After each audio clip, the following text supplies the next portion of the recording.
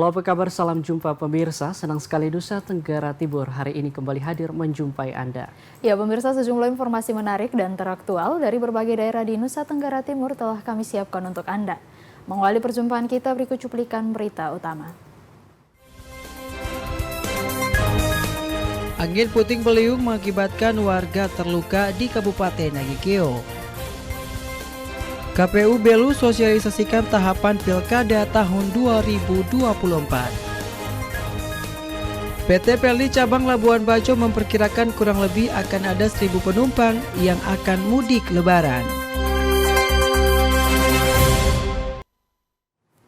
Pemirsa, 3 cuplikan berita utama tadi akan kami rangkai dengan sejumlah informasi menarik lainnya. Bersama saya, Brian Leolede. Ya, dan saya, Rambu Nitbani. Pemirsa, inilah Nusa Tenggara Timur hari ini selengkapnya untuk Anda.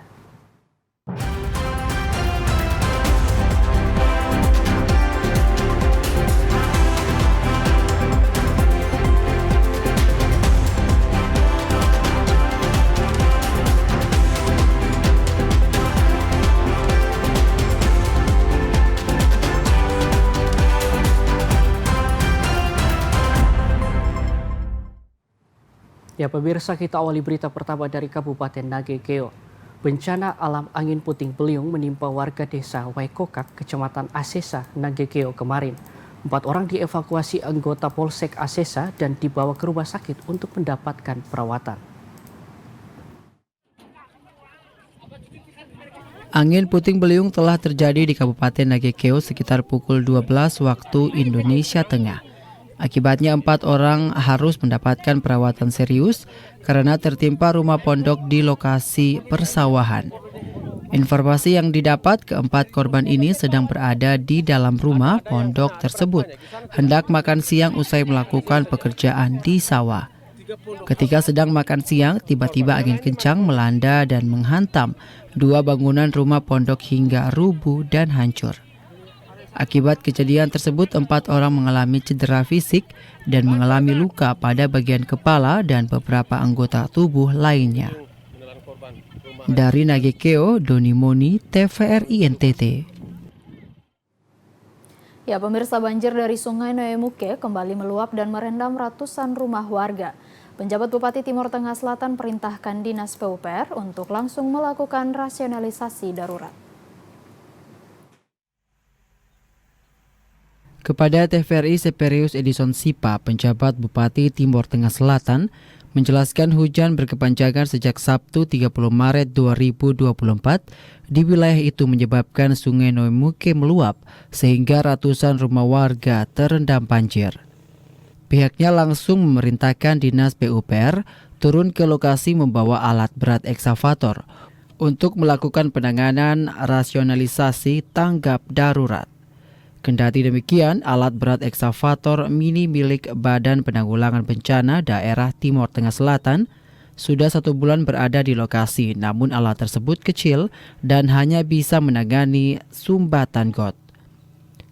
Rasionalisasi darurat segera dilakukan untuk menyelamatkan masyarakat. Pihaknya berharap kepada warga setempat untuk tetap waspada karena cuaca saat ini cukup ekstrim sehingga antisipasi jika menjadi banjir susulan.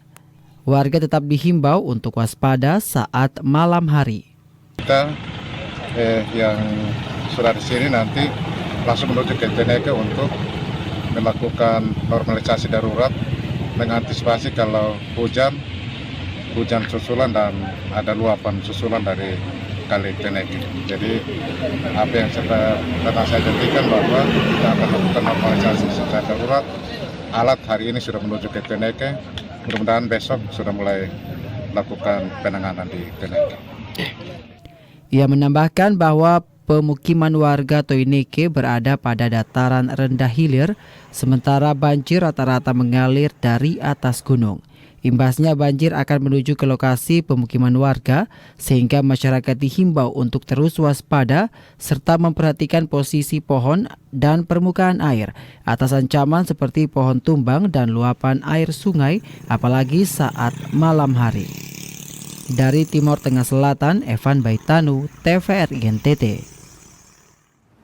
Pemirsa, melihat angka penurunan stunting di Kabupaten Kupang yang rendah membuat Pemkab Kupang tancap gas dengan menggelar aksi konvergensi secara kolaboratif. Aksi konvergensi pencegahan stunting merupakan aksi intervensi yang dilakukan secara terkoordinir, terpadu, dan bersama-sama dengan menyasar kelompok sasaran prioritas yang tinggal di desa untuk mencegah stunting. Dengan demikian, aksi konvergensi ini diyakini efektif untuk menurunkan stunting. Untuk itu, dengan melihat angka penurunan stunting di Kabupaten Kupang yang rendah pada bulan penimbangan Februari 2024, yakni hanya 0,64%, maka Pemkab Kupang mulai tancap gas dengan menggelar aksi konvergensi secara kolaboratif. Aksi konvergensi ini bertujuan untuk menurunkan angka stunting pada Agustus 2024 mendatang.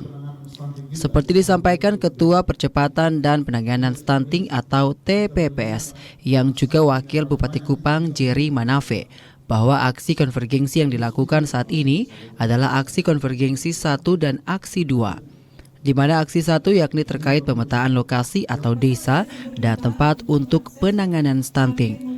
Kemudian aksi kedua yakni aksi perencanaan. Tentunya aksi ini menargetkan penurunan stunting sebagaimana seperti tren penurunan 3-4% pada Agustus 2023 lalu dan bulan-bulan sebelumnya, sehingga sudah mencapai 12%. Tetapi kemudian terjadi rentan kendali sepanjang bulan Agustus 2023 sampai Februari 2024. Sehingga mengakibatkan penurunan stunting yang sedikit stagnan, yakni 0,64%. Stunting Kabupaten Kupang ini yang akhirnya pada bulan Agustus tahun 2023 itu kita sudah turun sampai pada 12,93%. Berarti dari bulan Februari itu kita masih ada di 16, kita turun 12, berarti dia punya penurunan hampir 4 digit, hampir 4%. Tetapi kita setelah itu berjalan diharapkan, saya sebagai Ketua TPPS, Tim Percepatan Penurunan Stunting Kabupaten Kupang, saya minta supaya di 2024 ini kita sudah harus ada di bawah angka 10% stunting Kabupaten Kupang. Wakil Bupati Jerry Manafe berharap melalui aksi konvergensi kolaboratif yang dimulai dilakukan secara masif ini dapat menurunkan angka stunting di bawah 10% pada bulan penimbangan Agustus 2024 mendatang. Dari Kabupaten Kupang, Krispoto, TVRI NTT. Ya, pemirsa, jelang pemilihan kepala daerah tahun 2024, Komisi Pemilihan Umum Kabupaten Belu menggelar sosialisasi tahapan dan jadwal pemilihan kepala daerah yang diikuti sejumlah perwakilan partai politik, pemerintah, serta TNI dan Polri. Tahapan pemilihan kepala daerah sudah mulai dilaksanakan dengan diawali persiapan hingga tahap pelaksanaan untuk diketahui oleh seluruh lapisan masyarakat. Untuk itu, pihak KPU bersama sejumlah komponen terkait melaksanakan kegiatan sosialisasi ini dengan tujuan agar diketahui lebih awal tahapan seperti penetapan pasangan calon terpilih, penetapan perolehan kursi, serta jadwal pemilihan kepala daerah. Selain itu, lewat sosialisasi ini juga diharapkan tahapan pilkada ini sudah diketahui oleh sejumlah pihak terkait yang akan melaksanakan pilkada seperti partai politik serta masyarakat sehingga pemilihan kepala daerah di Kabupaten Belu dapat berjalan dengan lancar. Sementara itu, pihak KPU masih menunggu arahan dari KPU Pusat untuk melaunching tahapan pilkada 2024 secara resmi. Turut hadir dalam kegiatan ini perwakilan partai politik, perwakilan Pemda Belu yang dihadiri pihak Kesbangpol, serta TNI Polri. Kita bersama tahun ini tahun pemilu. Ya, kita sudah selenggarakan pemilu kemarin di tanggal 14. Untuk penetapan akhirnya belum. Kita masih menunggu konfirmasi dari MK. Selanjutnya tahapan pilkada ini sudah ada, yang Bapak Ibu tadi mungkin sempat lihat dari jadwal tahapannya, ada persiapan dan ada penyelenggaraannya, pelaksanaannya. Ya, di tahun pemilu ini pilkada kita lihat situasi kondisi ya, biar masyarakat juga sudah tahu bahwa tahapan pilkada ini sudah ada dan kita sudah harus melaksanakannya. Dari Kabupaten Belu, Andri Witak, TVRI NTT. Pemirsa, Dandim 1602 ND meninjau langsung akses jalan yang putus akibat banjir beberapa waktu lalu di Desa Ondorea, Kecamatan Nangapanda. Ia meminta pemerintah daerah segera perbaiki jalan tersebut agar warga tidak kesulitan. Beginilah kondisi akses jalan penghubung antar desa di dua kecamatan, yakni Kecamatan Nangapanda dan Maukaro. Memasuki hari ketiga, akses jalan ini terputus dan belum diperbaiki sehingga mengakibatkan warga terpaksa melewati sungai. Dandim 1602 ND Lektol Kaf I Nengah Pendi saat ditemui di lokasi menyampaikan pihaknya sudah berkoordinasi dengan pemerintah kabupaten, dalam hal ini Dinas Pekerjaan Umum, untuk sesegera mungkin memperbaiki karena sangat menghambat pergerakan ekonomi warga di sekitar.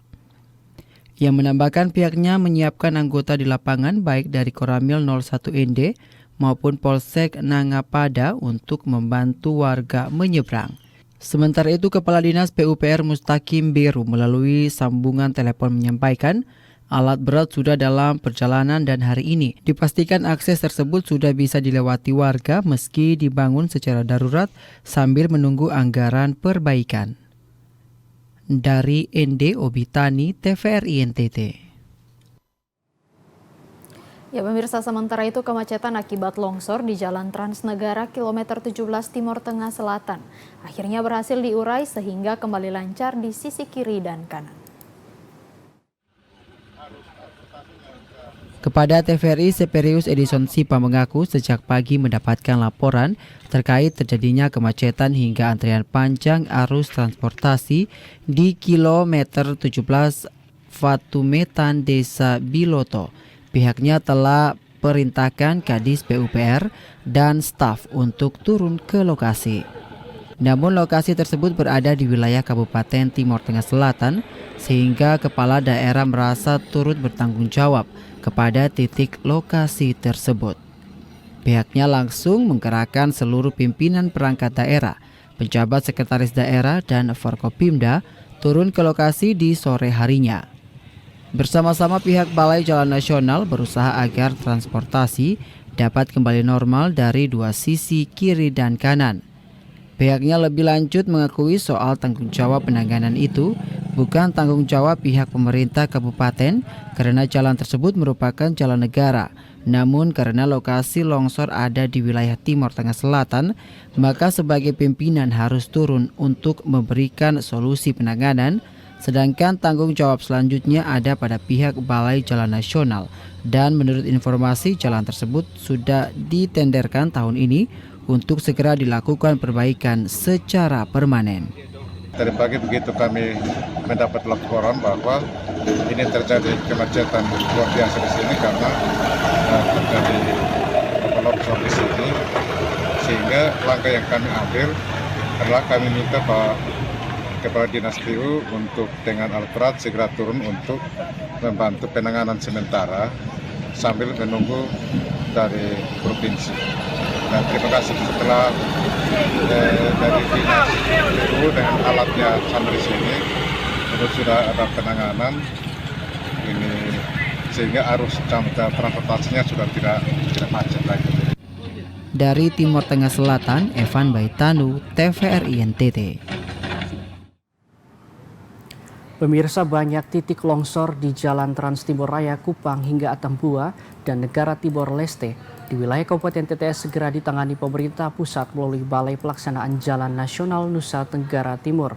Proses tender sudah selesai tahun ini dan khusus beberapa titik penanganan lebih komprehensif menggunakan tipe fondasi borpel beton karena kondisi tanah labil. Kepada TVRI, Junianto, Kepala Balai Pelaksanaan Jalan Nasional Provinsi Nusa Tenggara Timur, menjelaskan bahwa proses tender untuk penanganan sejumlah titik jalan longsor di wilayah Kabupaten Timur Tengah Selatan untuk transnasional atau jalan negara Timor Raya sudah dilakukan tahun ini. Semua dokumen sementara berproses, namun alam mendahului kehendak atau rencana manusia. Kendati demikian, pihaknya telah berkomitmen untuk selalu melakukan pekerjaan atau penanganan terhadap sejumlah titik lokasi longsor jalan negara yang betul-betul penting. Khusus di kilometer 17, tepatnya di Desa Biloto, Kecamatan Molo Selatan, sistem pekerjaan akan menggunakan tipe fondasi morpile beton karena kondisi tanah labil di bawahnya hol, rongga sehingga sistemnya akan ditangani secara komprehensif. Kedalaman fondasi morpile telah masuk dalam perencanaan 50 meter ke dasar tanah sehingga tidak rusak lagi. Dia berharap tidak ada halangan dalam waktu dekat sehingga proses penanganan atau perbaikan terhadap sejumlah titik longsor jalan negara segera berjalan agar arus transportasi tidak mengalami kemacetan.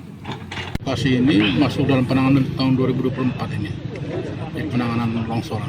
Jadi tipe pondasinya morpile, kemudian tembakannya dari beton. Memang kontrak sudah tanda tangan, sementara teman-teman persiapan untuk pembersihannya, ya alam mendahului kita ya. Ini tapi intinya bahwa tahun ini kita tahu. Dari Timur Tengah Selatan, Evan Baitanu, TVRI NTT. Ya pemirsa, informasi menarik lainnya akan kami hadirkan sesaat lagi. Untuk itu tetaplah bersama kami.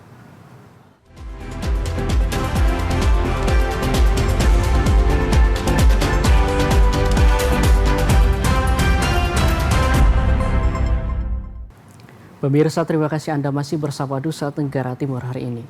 Ya, kita ke informasi selanjutnya. Pemirsa, 6 hari menjelang Hari Raya Lebaran 2024, PT Pelni Cabang Labuan Bajo memperkirakan kurang lebih akan ada 1.000 penumpang yang akan melakukan mudik Lebaran menggunakan transportasi laut milik PT Pelni.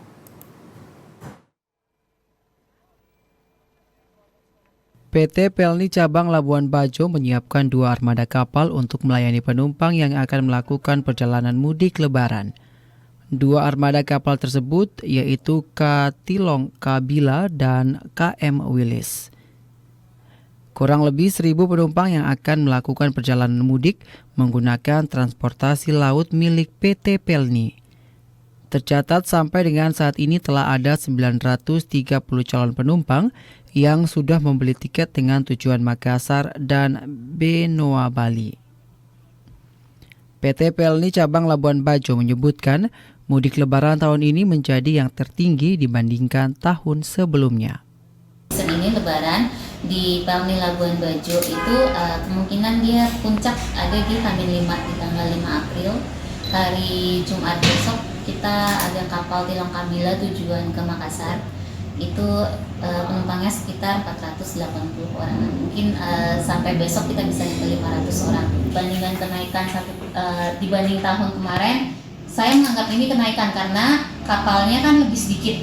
Kalau tahun kemarin kan kita ada 3 kapal, dan tahun ini cuma ada 2. Jadi kalau secara jumlahnya walaupun sama, tapi karena kapal kita hanya 2, jadi secara rata-rata kita lebih tinggi. Dari Manggarai Barat, Alexandro Hatol, TVRI NTT. Pemirsa, Polres Sika melaksanakan apel gelar pasukan operasi ketupat jelang Hari Raya Idul Fitri di lapangan upacara Polres Sika. Kapolres Sika AKBP Hardi Dinata mengatakan untuk mengamankan operasi ketupat, pihaknya melibatkan 184 personel keamanan baik dari TNI, Polri, Dinas Perhubungan, Basarnas, Satpol PP, dan Pemadam Kebakaran Sika. Untuk perayaan Idul Fitri saat sholat Id, pengamanan terfokus di lapangan Kota Baru sebagai lokasi sholat Id. Ia menjelaskan untuk pengamanan bagi umat muslim yang melaksanakan mudik, Polres Sika menyiapkan 3 pos pengamanan pada 3 titik berbeda, yakni di Gelora Samador, Tugu Selamat Datang, dan Monumen Tsunami. Selain itu ada juga 1 pos pelayanan di Bandara Franseda Momere dan 1 pos terpadu di Pelabuhan Laurensai Momere. Saat apel gelar pasukan, Kapolres Sika juga membacakan amanat Kapolri Jenderal Listio Sigit Prabowo.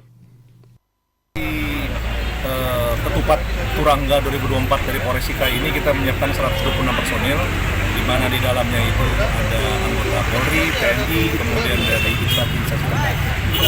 Soal itu sudah terbagi anggota, karena kan di Maumere ini kita terfokus di lapangan Kota Baru ya, lapangan Kota Baru, jadi kita sudah amankan di sana nanti. Sudah ada berbagai macam instansi yang akan mengamankan, dikoordinir oleh Polres. Ia menghimbau agar masyarakat Sika terus menjaga dan meningkatkan suasana kondusif dalam menyambut Hari Raya Idul Fitri. Dari Kabupaten Sika, Amar Ola, TVRI NTT. Ya, kita ke Kabupaten Flores Timur, pemirsa. Dalam rangka penanganan Idul Fitri 1445 Hijriah, Polres setempat melaksanakan apel gelar pasukan operasi kepolisian terpusat Turangga Ketupat 2024. Wakapolres Flores Timur, Kompol Anak Agung Gede Ngurah Surya, kepada TVRI menjelaskan dalam rangka mewujudkan dan memelihara keamanan, keselamatan, ketertiban dan kelancaran jelang Hari Raya Keagamaan, khususnya bagi umat muslim di wilayah hukum Polres Flores Timur, pihaknya telah menyiapkan personil baik dari Polres, TNI Kodim 1624, personil Pol PP, dan dinas teknis lainnya sebanyak 104 personel, di mana pelaksanaan puncak perayaan Idul Fitri mendatang diperkirakan akan terjadi pada 11 April 2024. Selain itu, kegiatan ini juga sekaligus dalam rangka cipta kondisi menjelang Idul Fitri 1445 Hijriah dengan meningkatkan operasi keselamatan berlalu lintas.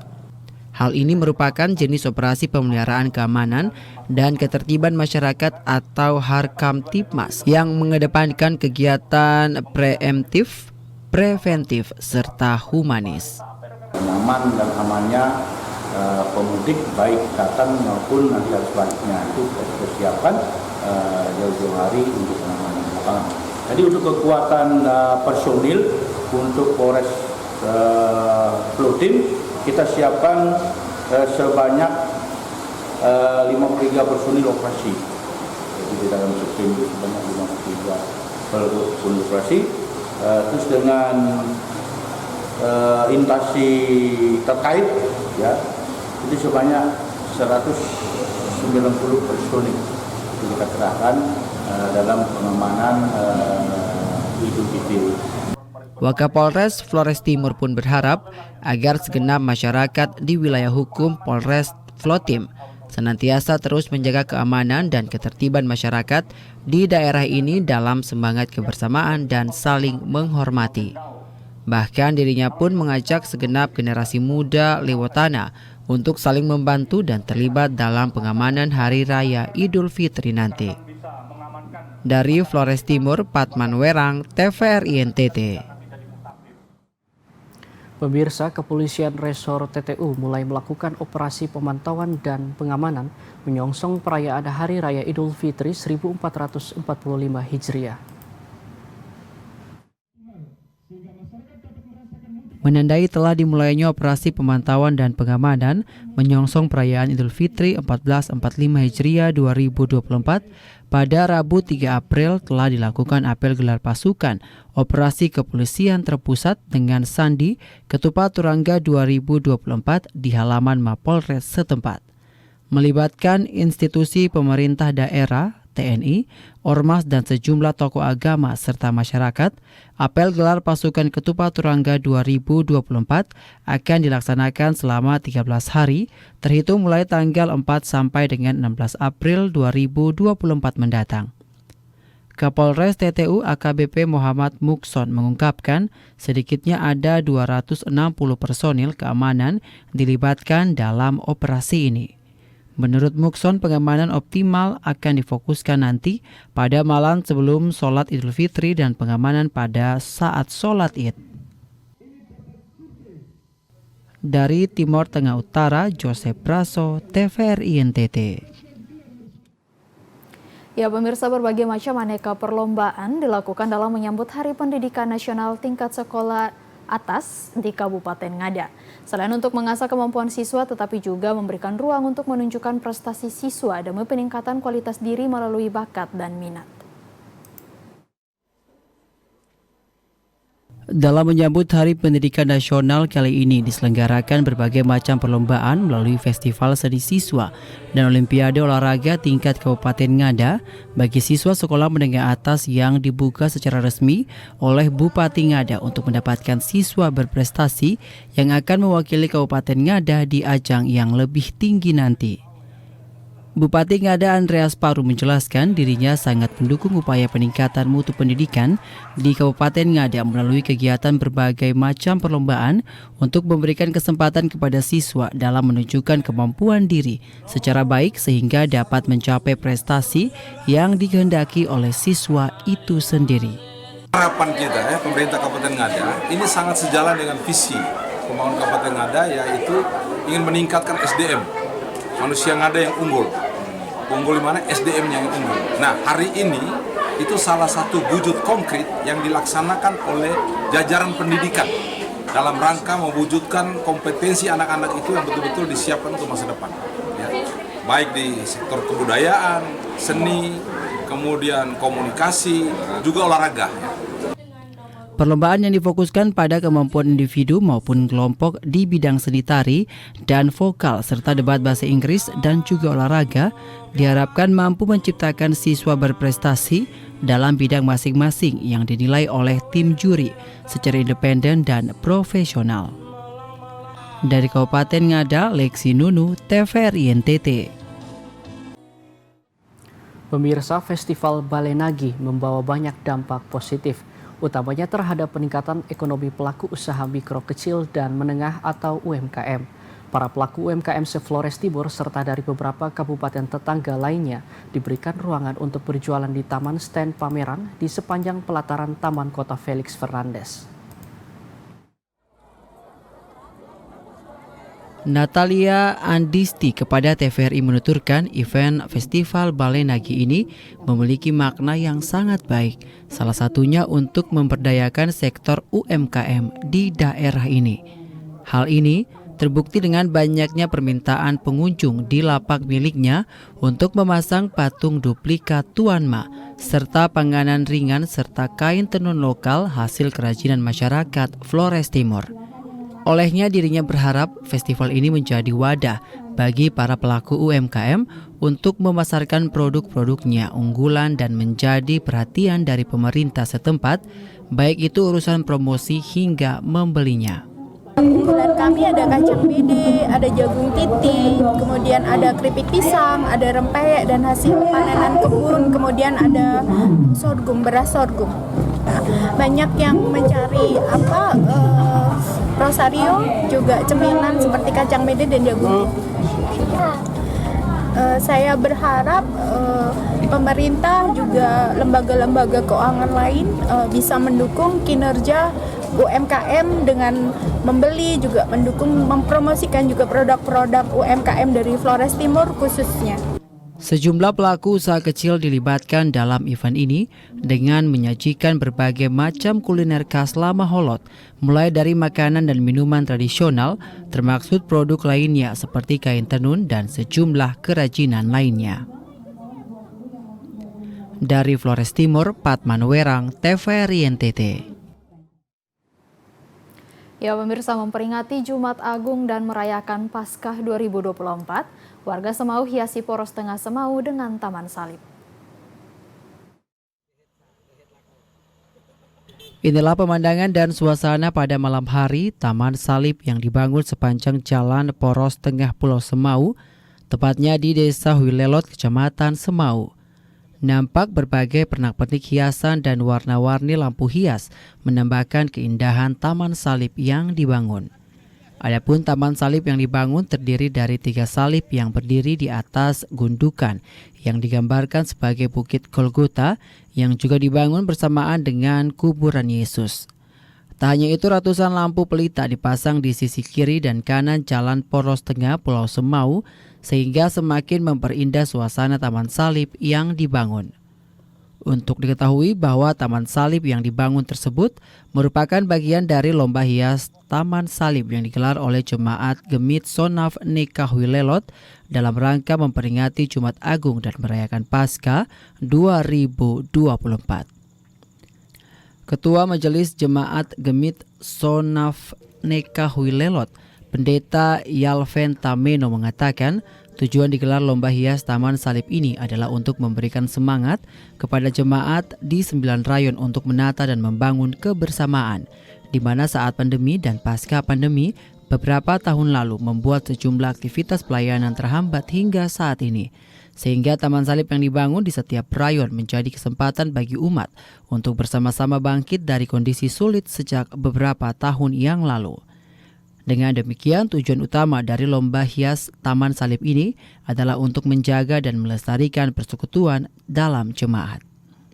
Tahun 2024 ini di dalam perayaan Paskah, Jemaat Sonaf Nekahuilelot Klasis Semau melaksanakan beberapa kegiatan perayaan. Salah satu di antaranya adalah lomba Taman Salib. Tujuannya tentu adalah untuk memberikan semangat kepada jemaat di tiap rayon untuk menata, membangun kebersamaan. Diharapkan melalui lomba hias Taman Salib ini, jemaat tidak mengejar juara tetapi lebih kepada memelihara persekutuan. Sehingga tidak saja pada momen Paskah tetapi dalam kehidupan sehari-hari, persatuan jemaat tetap terjaga. Dari Kabupaten Kupang, Chris Poto, TVRI NTT.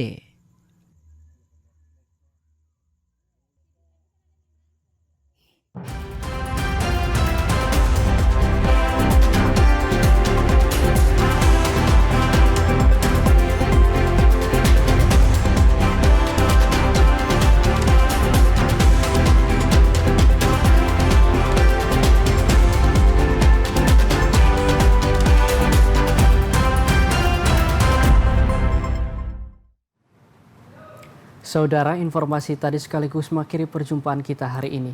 Ya, terus saksikan Nusa Tenggara Timur hari ini yang menyajikan informasi secara santun, lugas, dan berimbang hanya di TVRI NTT Media Pemersatu Bangsa. Akhir kata saya Rambu Nitbani. Dan saya Brian Lelede, mewakili seluruh kerabat kerja yang bertugas mengucapkan terima kasih atas kebersamaan Anda. Selamat melanjutkan aktivitas Anda dan sampai jumpa.